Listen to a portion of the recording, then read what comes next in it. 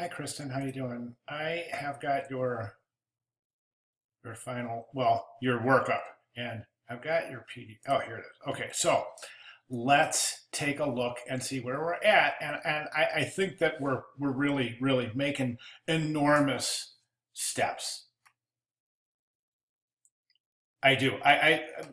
We're ready. We're ready. A couple of small changes. I just want to mention a couple of things that observation wise, and then you can decide if you see them as well, or at least if you see the potential of somebody else possibly seeing what I'm seeing.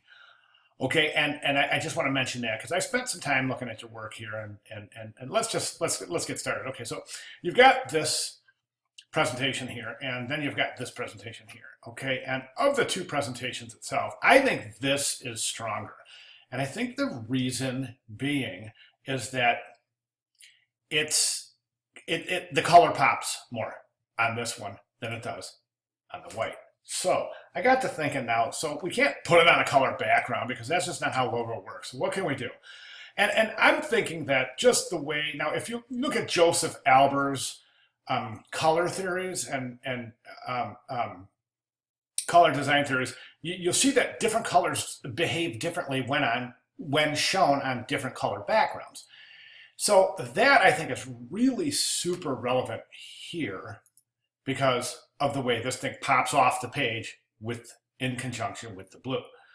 So I was thinking that a really good fix for that would just be introduce some blue or some color into the logo itself. Now I'm also noticing that my simple plan would be to put blue in the center. Try it, see how it works. I think you're gonna like it.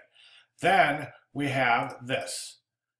We have this relationship here where I think this relationship of this size of this particular mark and this whole shape right here is a little bit more comfortable on the eye than this relationship here.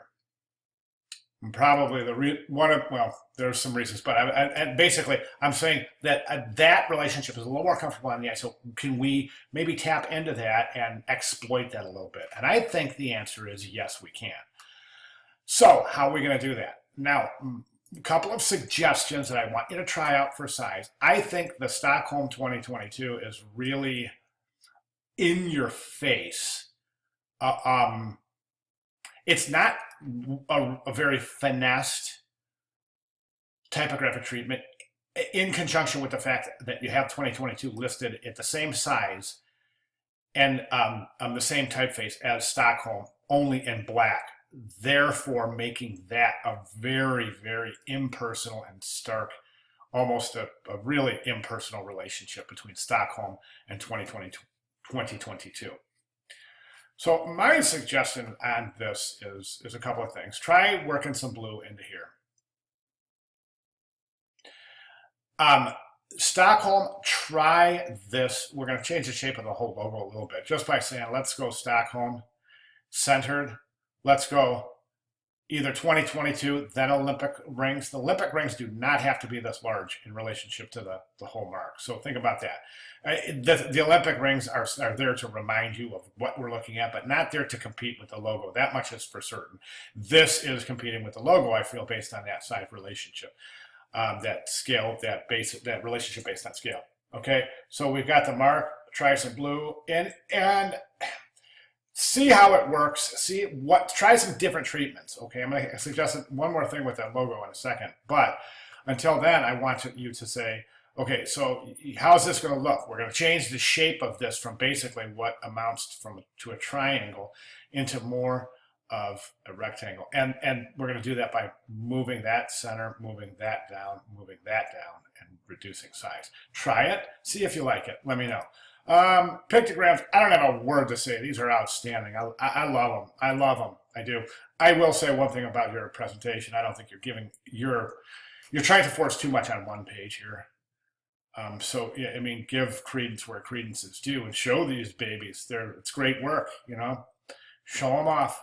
And I'm going to give you some suggestions for the final presentation here in 1 second. But I wanted to get to this page, and I want to say I was going to talk about this a little bit more.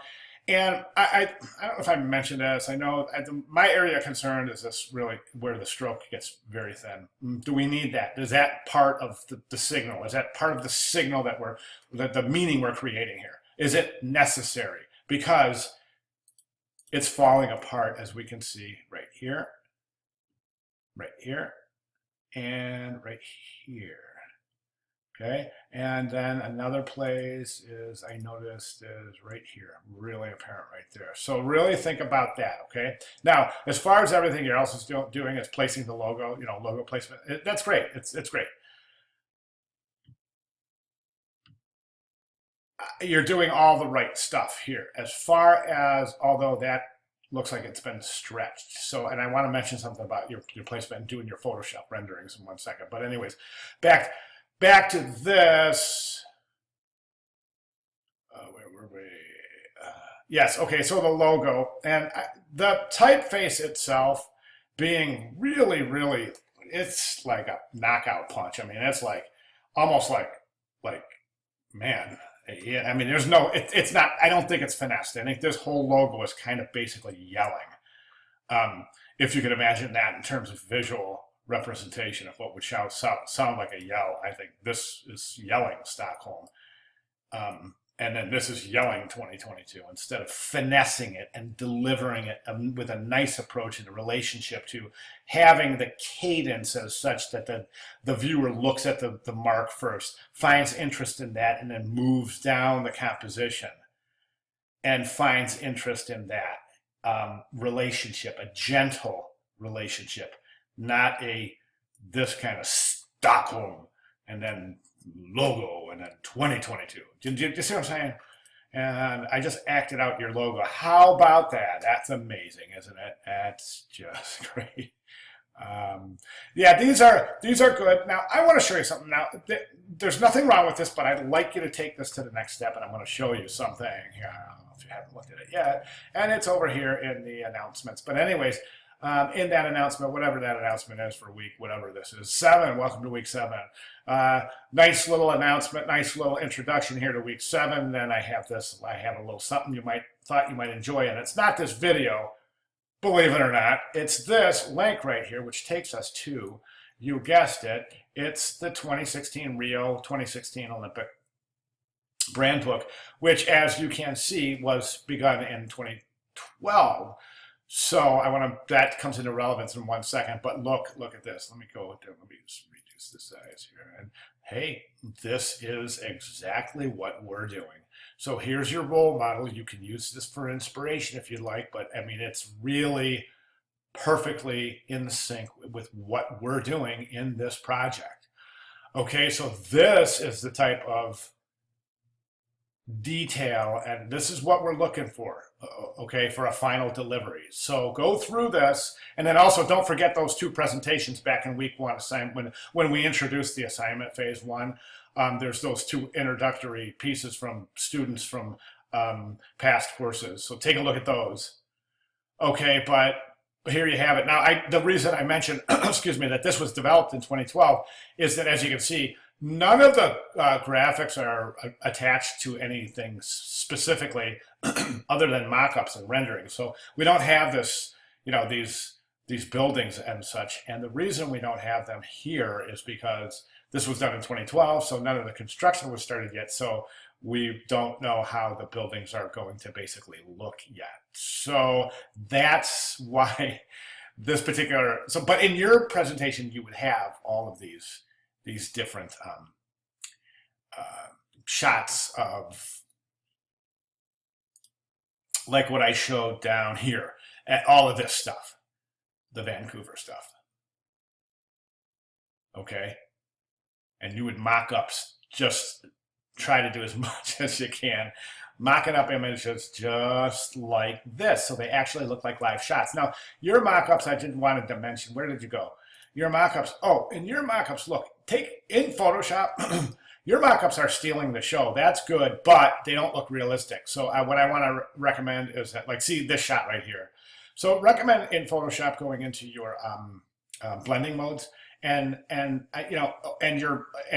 just try a couple of different blending modes to see what works. And you might try adjusting opacities as well. Good job with your perspective for the most part. But try that. Try doing that, because these are just they don't look realistic. We need a little bit more of a realistic play with the background itself. So I'm not going to give you the answer, but I'm going to tell you a hint. It lies in your blending modes. Okay, that's about all I have. So awesome job. Everything's coming along beautifully. So if you have any questions or comments, just please give me a comment. So we'll be turning in our finals soon, and I want you to be happy, and I want everything to make sense to you so you can make your most informed decisions moving forward. Okay, awesome job. You know where I'm at if you need me. Thanks very much.